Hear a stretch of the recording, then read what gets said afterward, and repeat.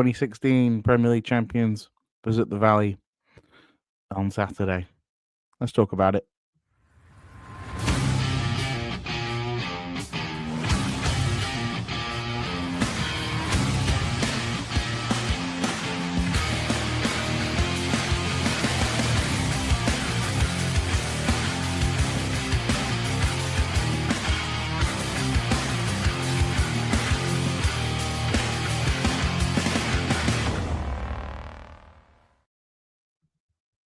All right. Hi, everyone. I hope you're doing well. Welcome into the From the Valley Play podcast. My name is Callum Alston, and I will be your host this evening. Apologies for anyone that's watching the stream or watching on. Hi, Sam. How you doing? or watching the playback live, as people often do. The sun is probably shining in my face in the room that I record in. The sun kind of comes from the side in my office, so I'm going to look a little bit like I'm an angel come down from heaven. I'm not. All right, let's have a bit of a chat about the Leicester game. I had a conversation with Tom, who's a contributor at the for Fox Sake podcast yesterday, and I'll play a bit of a preview show of that. I'll play a bit of recording of that sort of in a little bit, and then we'll have a bit of a chat about what's going on at the club at the moment, some of the loans out, that sort of thing. I think the Leicester game's a really interesting matchup. They're all going to be slightly interesting in the Championship, but this is a really interesting game for a number of reasons. Firstly, this is a really good time to play Leicester, and especially play Leicester at home. Obviously, we saw Preston, who a lot of people, myself included, sort of had in that sort of relegation scrap with Charlton come the end of the season in our predictions. We saw Preston beat them with a last-minute goal. We're seeing that they haven't sold out the away end at the Valley yet, as of the time that I'm recording this. They've got a fan base which is seemingly at odds with board members, at odds with players. Less so the manager who's just come in, a new manager, new tactics.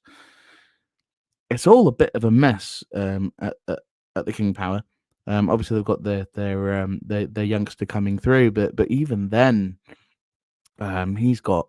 Forgive me, I've forgotten his name off the top of my head. It will come to me, but even he is supposed to getting offers from bigger clubs, right? Already at 16, right? So we're in a thing where it's like, Leicester at the moment is all just a bit of a mess, and so playing them now may play to our advantage. Now, it's really important that we sort of preface any conversation here with Leicester are a fantastic squad, right? Based upon talent, players available, right? I play like James Justin, and I chat a little bit with Tom about some of the players that they have in the conversation we had yesterday, and I'll play that in a little bit. But play like James Justin Evers would take, and he's got a really interesting history. Nathan Jones, he sort of said historically is kind of the manager that helped make him. He went on loan, I think it was to Luton, and Nathan was his manager, and he earned his move, I think, to Leicester, sort of off the back of that, and right so they've got a player that any of us would take, right? Ricardo Pereira, when he's fit, any of us would take, right?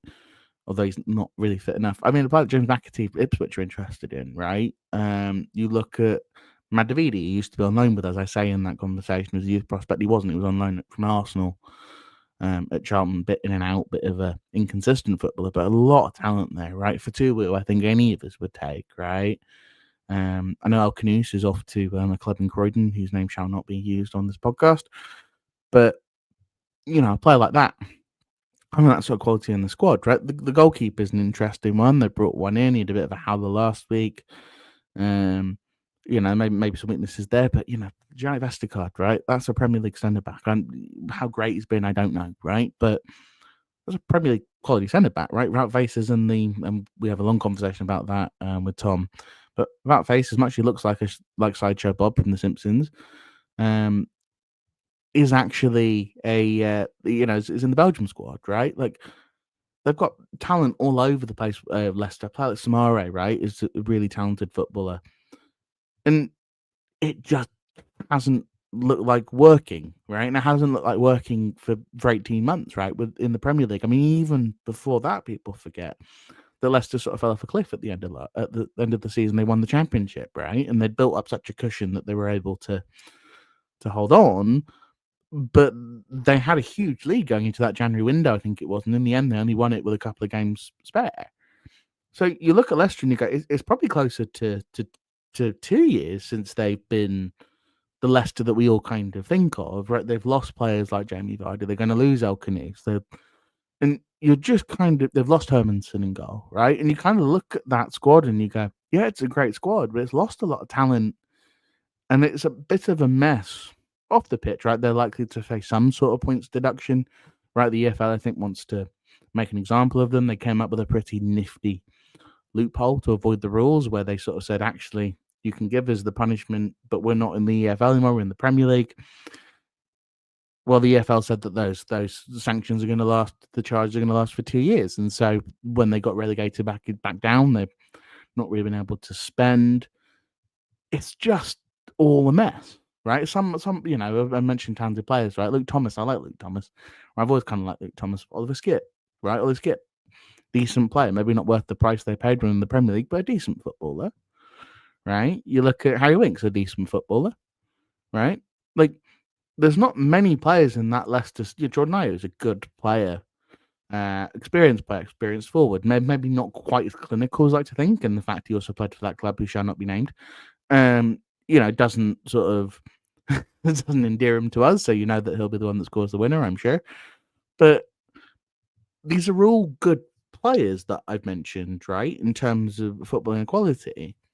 I've got Sam here sort of saying I haven't seen them interested in saying anyone recently either. So I agree there definitely is something wrong. There absolutely is something wrong, and you'll hear that in the conversation that I had with the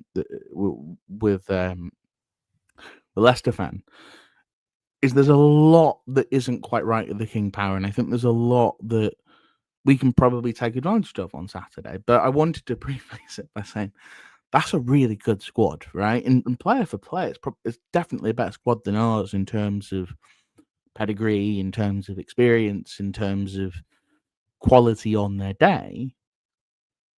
And Marcel Fuentes is a good manager, but it just hasn't coalesced. And we're only a couple of games in. I expect Leicester probably to get better throughout the season. But one of the things that would probably worry me if I was a Foxes fan is this constant sort of hum that you're hearing about players not really looking like they're up for a championship season. This is not the league, ask Luton Town, right? This is not the league to have that, that hangover can't last for too long, right? If it does, you can end up in a really difficult position. Clubs are spending money. Clubs have managers that are really good at the level. Like, if you start to really struggle, if you start losing games that you should be winning, and if I'm a Leicester fan, I would have looked at a game away at Preston, who probably are going to be in the lower end of the table this year, away at Charlton, just promoted via the playoff final.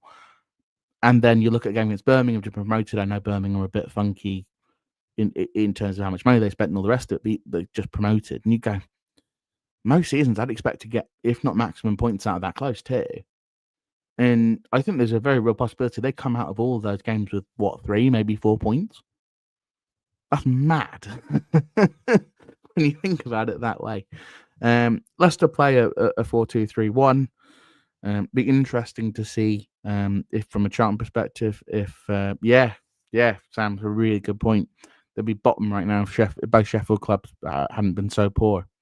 And I don't think Sheffield United are going to say that poor. I made a comment about Millwall on X, as I often do, and sometimes get myself into trouble. I made a comment about Millwall squad not looking quite as strong because I thought a club would come in for a Tanganga. It sounds like Sheffield United are coming in for Tanganga, and Alfie Doughty is injured. And as you can probably tell, my heart is broken for them. No, not at all. Nope. But for us, it's going to be really interesting in terms of formation, right? They're going to play a 4-2-3-1. So Fuentes basically always played a 4-2-3-1 or a 4-3-3. Are we going to stick with the 3 at the back in the way that we have done? Or Nathan go for a bit more of a matchup? I think he will stick with the 3 at the back. I don't think that, you're not going to change any of that back 6 unless Josh Edwards, who came off against Bristol, has sort of any sort of longer term, sort of short, medium term issues. If not, you're going to stick with that back six if everyone's fit, and you should. They haven't conceded a goal. They haven't. Sam just put the little violin emojis on my Millwall comments. But you're in this sort of. It will be very interesting to see what Nathan decides to do, because this is a team I would push. I would press against. But then I'll probably be told, look at the quality of their squad, and that could be, sort of suicidal, right? If you pushed and pressed too high, only space for those two very fast wingers or three wingers or whatever it ends up being, and Samari can play a ball, and I don't know who can play the 10. Maybe play for two in the 10 and put the young 16-year-old on the wing, and they've got speed everywhere. But you've got to look at that. The way Leicester have performed recently and go, there's every opportunity to get something out of this game. I mean, we've played 2 games and kept 2 clean sheets, and really we've had the bar hit once, and we've had a penalty that should have been given to Watford. But other than that, Kaminsky's not had a save to make, right? He's not had a great save to make. He hasn't. This will be the game. If you watch the Preston game, Everson had to make a fantastic save. I think it was in the second half to keep Leicester out. This is a game. This is where you bring a goalkeeper of that quality in terms of shot stopping in. Right, it's going to be a really difficult game. They're going to create chances. Players of that quality always do. It's a really good test for players like Ramsey and Jones, who haven't played necessarily at this level. Ramsey has actually. I mean, he played in the Premier League a couple of games, but in the new form, sort of Ramsey hasn't played players of this level. It's going to be really interesting to see, can you push Rob Apter that high when the threat going the other way is so strong. Nathan did it anyway away at Bristol City, and they have some good wingers as well. So, knowing Nathan, he probably will push him up, but we're going to have to be careful. We can't go into it. The way I would go into the game is about going, there's an opportunity here, but they have a better squad, right? Yeah. Sam saying here, this will be where Nathan's coaching staff will earn their money to make sure we can see their strengths and weaknesses. Absolutely, right? If we go too gung ho, it could be really problematic. I don't worry about Nathan going too gung ho. I don't think he really ever does. I think he's always based upon that defensive solidity. But this is a game where you have to. There's an opportunity there, right? And if you can come out of the first 3 of home to Watford, away at Bristol City, and home to Leicester with 7 points, right? That should show you just how ready this squad is for Championship football. Obviously, it's going to be injuries and when this runs and all the rest of it still to come. It's a roller coaster in the Championship, but I'm usually a relatively glass half empty person when it comes to Charlton and predictions. But I mean, I've thought about it and I've gone, I really think we could get 3 points out of this game, right? And I think there's an opportunity there. But we're going to have to approach it very much as the underdog. Look at it, they've got a better squad than we do. They've got, some Premier League proven players, some that have just played in the Premier League and maybe haven't proven themselves. But it's going to be a really, really difficult game on Saturday. But one where I think there's a really genuine opportunity that we could do something. What I'm going to do now is I'm just going to play... one moment as he realizes he hasn't done something. Sorry to those of you on the screen. But where on earth have I put it? There we go. I'm going to try and get this to come up in just a couple of moments. It's going to take it a few minutes to download, so I'll keep talking. I'm actually going to talk about something slightly unrelated. Apologies to those of you that are listening. I've listened to me sort of click around. I forgot to put the preview video as one of my media assets on StreamYard, so I just want to download. And just whilst that does that, I think one of the things I'm going to be looking at paying attention to, so I've got another thing from Sam before I say this.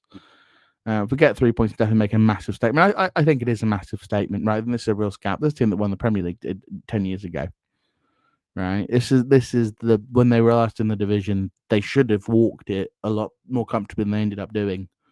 It's a really good side, right, in terms of talent.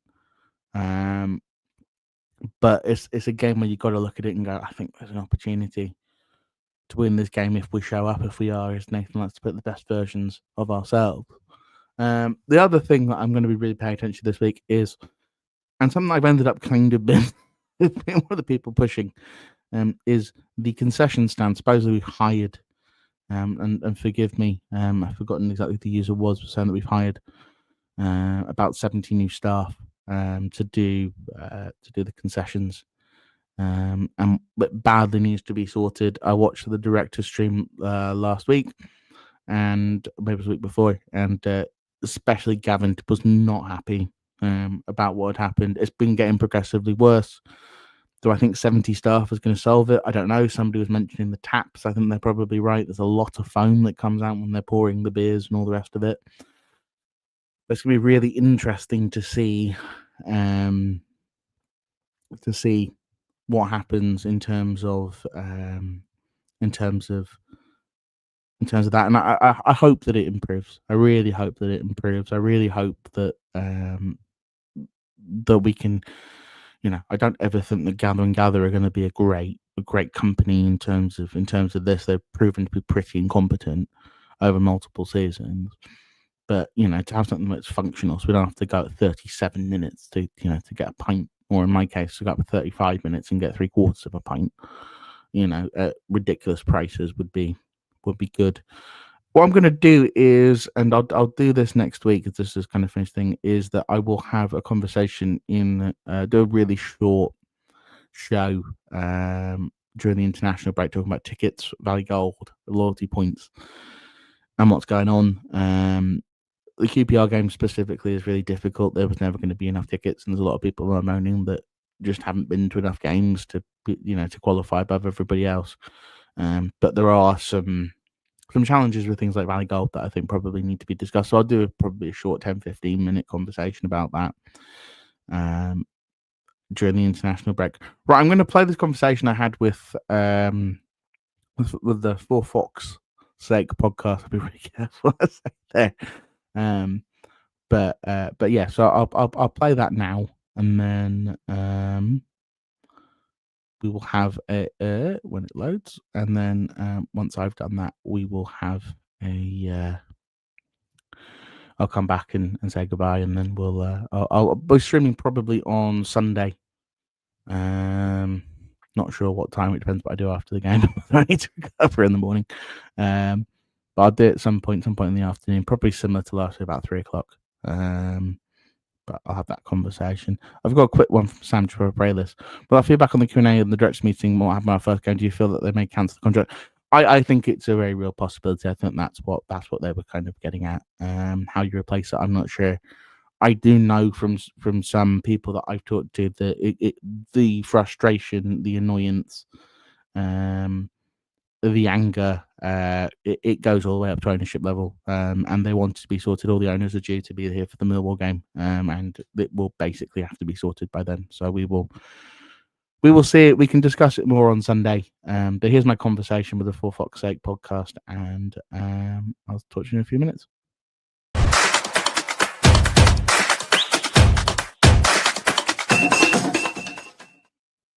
All right, I'm delighted to be joined by John, who's a contributor at the For Fox's Sake podcast. God, that name. Getting lucky when I sort of pronounce it. How are you doing this evening, John? Yeah, good. Thanks, Callum. Yeah, thanks for having me on. Yeah, of course. Thanks for coming. Thanks for taking the time out. So let's get straight into it. How's the season started for the Foxes? A lot of turmoil in the summer. Well, yeah, I mean, a lot of turmoil continues, I would say, with us. It's been ongoing for years and years and years, to be honest. The sort of downfall of the club since the glory days of the Premier League win, and then the FA Cup a few years ago, Brendan Rodgers. Since then, the decline of the club's been steady, I would say, over that time. And, we've had 2 relegations in 3 years, and so we're back in the Championship again. The start of the season hasn't been ideal, has to be said. we played Sheffield Wednesday first game of the season with a new manager, with a lot of the old players, well, all of the old players that got us relegated last season, and frankly, a lot of the same patterns that we saw last season with the relegation seem to have continued. The sort of lethargic nature of the team, what appears to be a lack of effort from a lot of the players, lack of passion. We're under a new manager, Marty Cifuentes, and I think there's a bit of optimism from the fan base with regard to what he might be able to bring. But it's fair to say that there's also a lot of pessimism from the fans just due to the continued we call it deadwood that we've got in our squad that essentially aren't playing for the shirt in our view. So the first game of the season was disappointing. We went 1-0 down at Sheffield Wednesday at home, and that didn't go down well with the fan base. We managed in the second half to up the tempo and get the performance going a little bit. We ended up squeaking a 2-1 at home to them, but it was far from convincing. And then the second game of the season, we were in the cup. Who did we play? I've forgotten now, but it was again far from convincing. Huddersfield, I should say. Yeah, and we lost them on penalties, albeit with a big change team.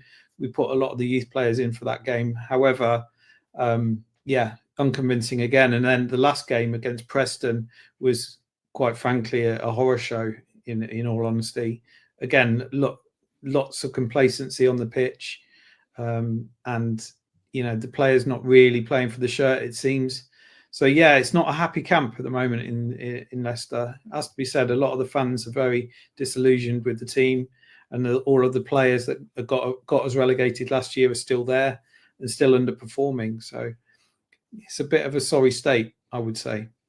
I think one of the things from the Preston game that came to me was the fact that obviously, because it happens to all of us, it's like this sod's law, isn't it, that the goalkeeper that you bought, did you buy him from Preston, then let him go for free back to Preston, is the one that makes a wonder save. Yeah. Deserve the 3 points for Preston. You're talking about Daniel Everson. Yeah, he was. Yeah. He was with the club for a number of years, and I think was in and around the squad when we went down a couple of years ago. If a lot of people say that if he was in goal for the whole season instead of we had Danny Ward at the time, it was a disaster in goal. If halfway through the season he got switched out for Everson, and we did improve with him in goal. And a lot of the fans seem to suggest that if we had him in goal all the way through the season, we may not have dropped a couple of years ago. He was a good goalie, and he, albeit didn't get a full look in at Leicester, so he's moved on to Preston. And I think he went out on loan there last season as well. So yeah, I think he's gone back there full time, and like you say, pulled off some wonder saves against us last week, and punished us, I suppose. I will never understand why Wrexham, although I'm never going to defend Wrexham.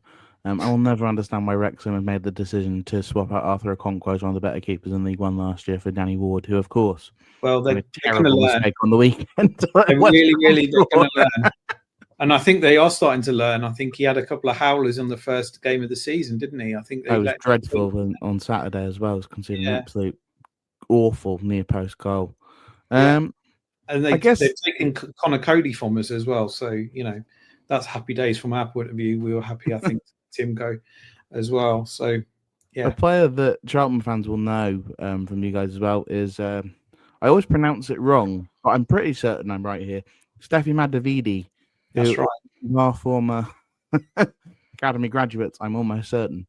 As a player that we have a history, although Nathan Jones has sort of ended a number of the hoodoos that have plagued our football club. And we'll see how good he is when we play Millwall in a couple of weeks, see if he can end the ultimate hoodoo. But one of the things he seems to have ended is former players scoring against us. But considering our history of allowing former players to score against us, are we likely to see Madavidi on the weekend? I think you are likely to see him start. Madavidi for Leicester has blown a lot hot and cold, I would say, over the time that he's been at the club. Occasionally, or fairly often, I would say, when we were in the Championship, he was a really, really solid, good player for us. And created a lot of chances, and he was one of our top performers, I would say. But yeah, it's fair to say that he was also dreadful on some occasions as well. I went to the Millwall away game that season, and I've never seen him play as badly as that in that game where we lost 1-0, I think, to Millwall on that occasion. Yeah, so he's a hot and cold character, I would say.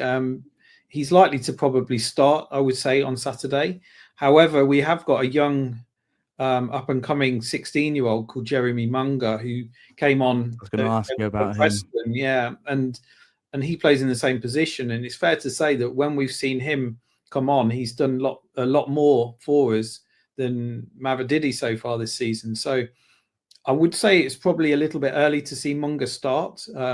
So it's likely that you will see Mavididi start, I would imagine, on Saturday against you. But don't be surprised if you see Munger come on at some point, probably for Mavididi. We'll see, but it depends how he performs. I'm very happy that he became the youngest scorer in championship history, because it means that the Valley is no longer the home of the person that scored Jude Bellingham scored the winner against us at, I think it was 3-4 days younger than 3-4 days older than. I didn't realise that was against Charlton. Yeah, it was against us at the Valley. Cheers, Jude. Win the World Cup for England, then I'll forgive you. No, I guess there are two big bits of transfer news, I think, from Leicester this week, and I'm really interested. The player that it looks like we're very unlikely to see as he heads to a football club that will not be named on this podcast is El Canoes, who sounds like he's on his way to Croydon. It's not London, it's Croydon. But and then obviously Fatu, who looks like he's actually going to stay, which I assume must be a big relief to Leicester fans in terms of being able to, at the moment at least, hold on to a player of that caliber. Yeah, I mean, Fatu is one of our fan favourite players, and certainly a couple of years ago he was spectacular for us in the Championship, I would say. Again, not all the time. He was still an up and coming talent, but you could see the raw talent that he had, Fatu, and occasionally he would blow hot and cold a little bit. I think he's matured a little bit more over the last couple of seasons. He had a really bad injury when we were in the Premier League last season, which really affected our season, because we were expecting him to be one of our top performers in the Premier League, and unfortunately he did his ACL last season. So he's only just come back really from a really serious injury, and I think he's probably still feeling his way back in to playing at the top, to his top levels. So I'm pleased if he's going to stay. It's still not cut and dry whether he's going to be staying for sure. I would like him to stay, because I think if we were losing El Canoes as well as Fatu, I think most Leicester fans would say that our season is written off, more or less. They were probably our two best players in terms of attacking credentials.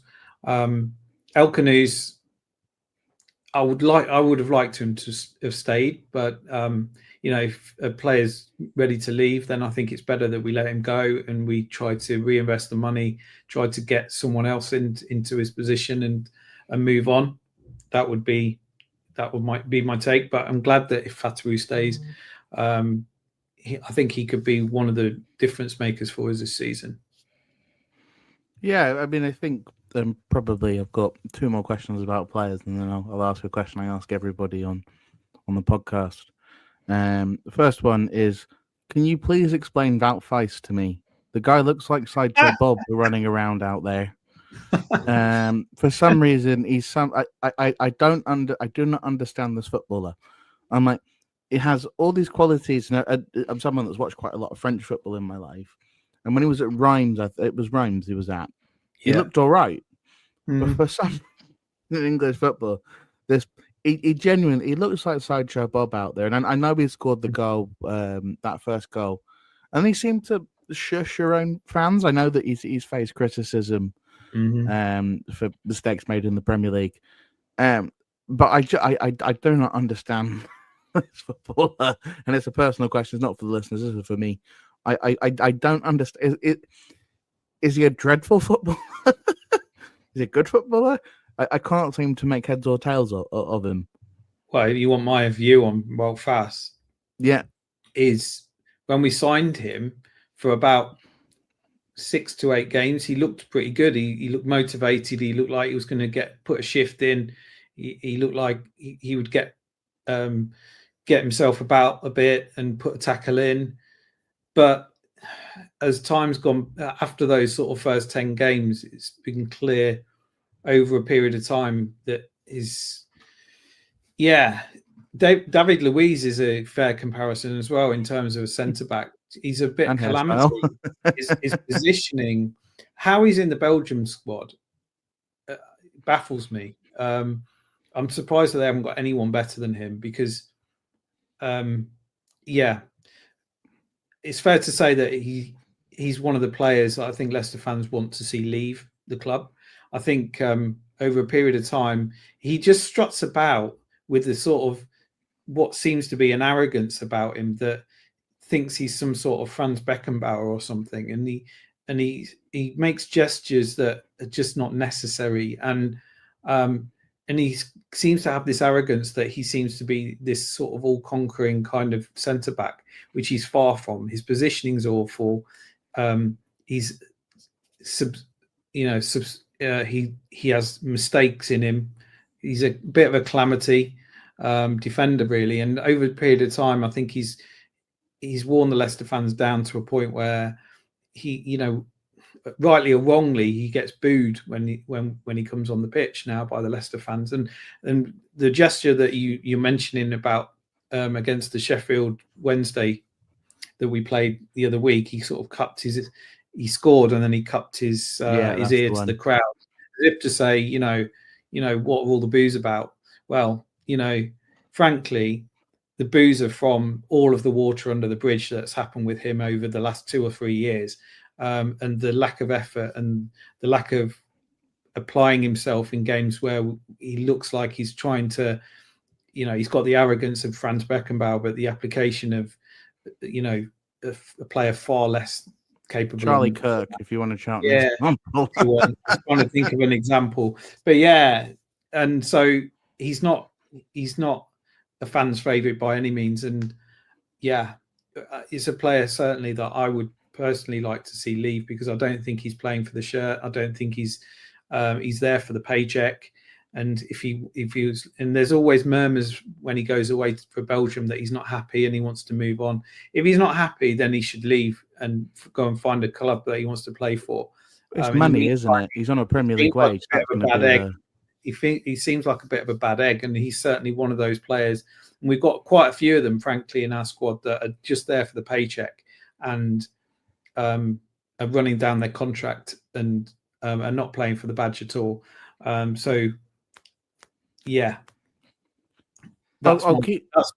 my take on Walt Fass, frankly. I mean, I think you're right. I think from a third person sort of perspective, there are a number of Leicester players, and you hear it from fans across, your social media of, watch any matchday vlog involving Leicester, and you'll see that it's the same complaints over and over and over again. By the sounds of it, you're completely justified to have those complaints. I think that what you do have at the moment is, and Cifuentes, I think, is a very good coach at this level. I think that anybody that could take that absolute disaster that was that QPR squad, and not just keep them up, but keep them up comfortably. I think he's someone that demands effort, demands that you try. It's just going to take a little while to kind of root out the players that shouldn't be there. I guess my last sort of transfer question, and I'll ask you a question that always kind of makes guests chuckle when they come on here, is we'll bookend it with the other goalkeeper, which you now have. Hermansen obviously made the move to West Ham, was 18 million, literally just down the road from me. But he was a player that obviously was going to have value. I think that there's an argument that he was one of your better players last season. If not, he's far from perfect, but he's a good player. Is it Belekovic? Is that how you pronounce your goalkeeper now? Am I thinking completely wrong? Stolarczyk. That's what it is. Stolarczyk. Sorry. How has he looked Well, yeah. I mean, Mads has been a good goalkeeper for us.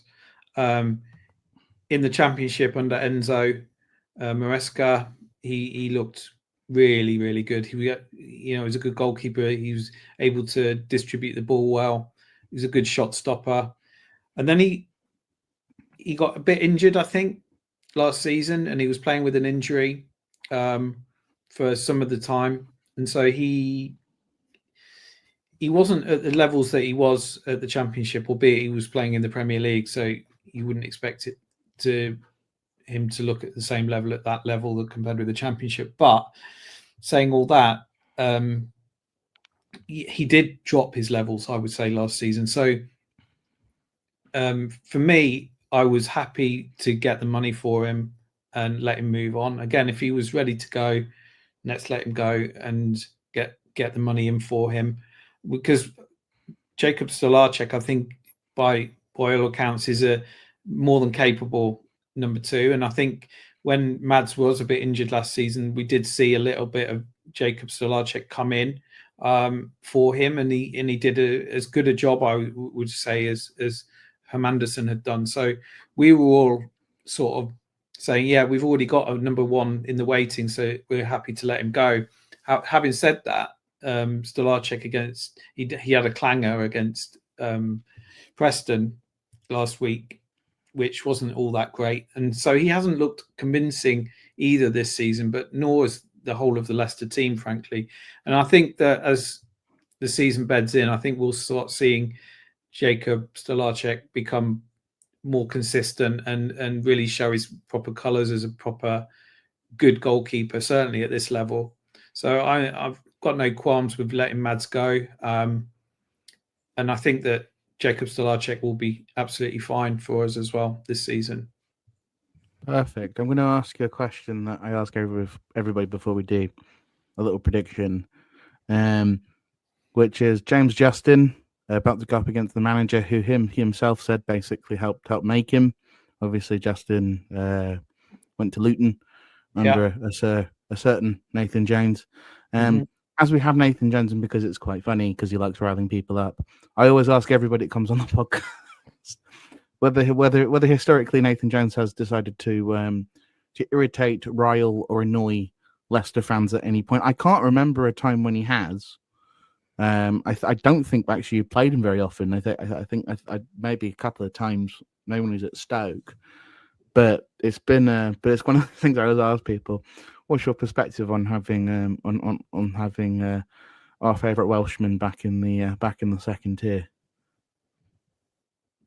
Sorry, who are you referring to? Nathan Jones? Nathan Jones, yeah. I don't know whether I've got an opinion on it, to be honest. I never had a bad thing to say about Luton. I've always seen them as one of the clubs that, everyone might like, especially when they were doing really, really well and they got to Premier League. I was really gunning for them to do well. It's fair to say I've got a few friends and a couple of colleagues that are also Luton fans. So that helps. I maybe sway my opinion a bit towards them, I suppose. But yeah, I mean, they've done well for a couple of years, certainly during the building up through the leagues and then getting to the Premier League. So good on them, I would say. And I've got nothing really. I haven't really got an opinion, to be honest, on that one. You're one of the few that don't. I think it's the thing we learn as we every week. It seems to be someone as a. And the other thing too is I don't know if you know this. Just the last question before the prediction, which is it doesn't sound like, because I hasn't got on restricted tell, if Leicester sold out the away end this weekend. I don't think they have. I don't know whether we have sold out. No, I couldn't tell you that one. I'll have a look at the Leicester website, but it's really interesting because it hasn't gone unrestricted, so I don't imagine it has done.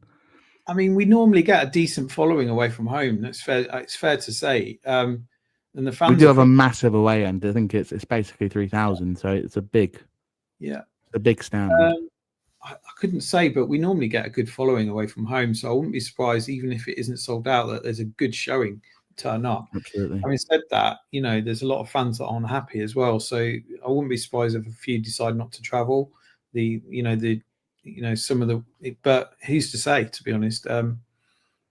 Charlton's not difficult to get to either from Leicester, so it's not a big old journey. It's not like going up north or down to Plymouth or something. It's so an hour and a bit, isn't it, normally? Because yeah, you're going to couple of hours maybe to get King's Cross. St Pancras. God, I can't. Yeah. Okay, I guess we'll just do a quick score prediction, and then I'll let you go. I'm aware that it's a Wednesday night to work night. Yeah, no worries. For me, and I'll be honest, I've always this is the game that I've kind of looked at and gone, I think there may be something in it for us. We surprised me last week by going to Bristol City and getting a draw, and we really could have won it. So maybe I'm just on a high from a 94th minute winner and then an excellent point at who I think will be a promotion challenger this year. But I think looking at where Leicester are after the first couple of games and the fact that I think Cifuentes' methods sometimes take a little bit of time to bed in, I think that I'm going to say Charlton 1, Leicester 0, the Nathan Jones classic football score. It's not going to be pretty. We're going to make it ugly. It's going to be a war of attrition, and we're going to hope that we beat you in a moment. And that's what we've done for 18 months. Yeah, I mean, if you turn it into a bit of a dogfight, then you've got every chance, I think, against us at the moment. I think that's more or less what Preston did, and I think Sheffield Wednesday, to their credit, did as well. I think there was a lot of assumptions, I think, on the first game of the season that Sheffield Wednesday just wouldn't turn up due to all the problems they've got, and they did the opposite. You know, they played for each other, they played their heart out, and put the effort in. And I think if you guys do the same thing, then you've got every chance, I think, to get a result. Sadly for me to say, however, I do think that maybe the Preston game, I'm hoping, was a wake-up call for us, in terms of the fact that you can't just rock up to any place in the Championship and expect to win. And frankly, there's no reason why the squad that we have should have that entitlement that they can turn up and think that they can win, because they've been shocking, frankly, for last season. And, you know, it seems like they're no better this season. So they've got no reason why they should have that attitude at all.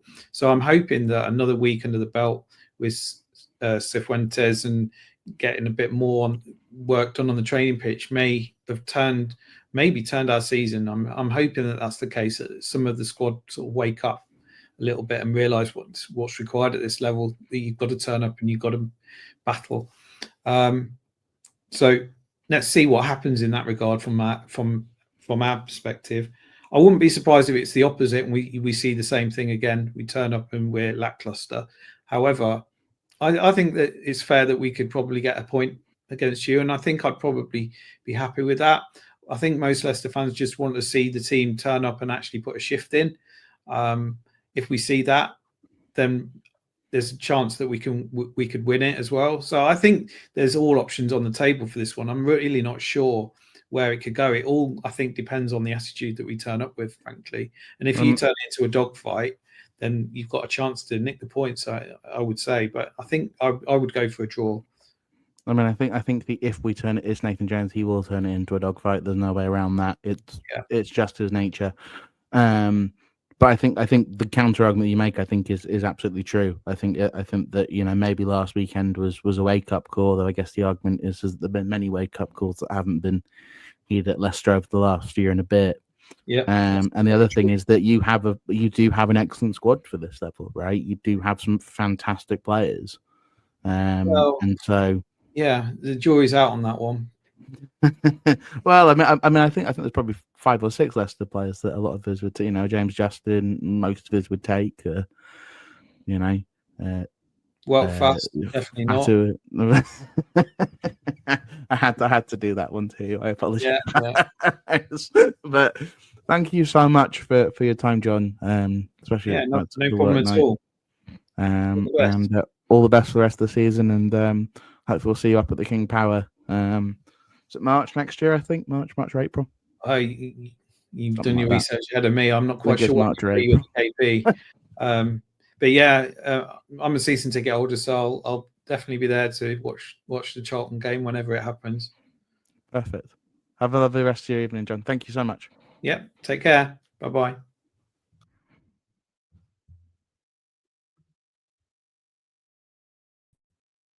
That was John from the For Fox's Sake podcast.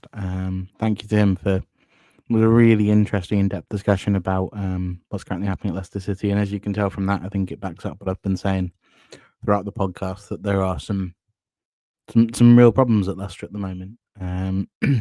Just to clarify a couple of things from that conversation, Madavidi wasn't a youth prospect for us. He was on loan from Arsenal. I got that confused. And the other thing is they have actually sold out the away end, so there will be 3,139 Foxes fans in attendance at the Valley, which should be and over 20,000 Charlton fans. It should be a really good atmosphere for what should be a really good game of football. And we'll be here to cover it. I'll talk to you all on Sunday.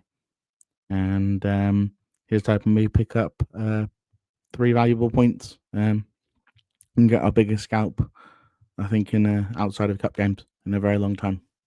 Have a lovely rest of your evening, everybody. And those of you that are going over there, enjoy Charlton Live this evening. And I'll see you all on Sunday. Enjoy the game.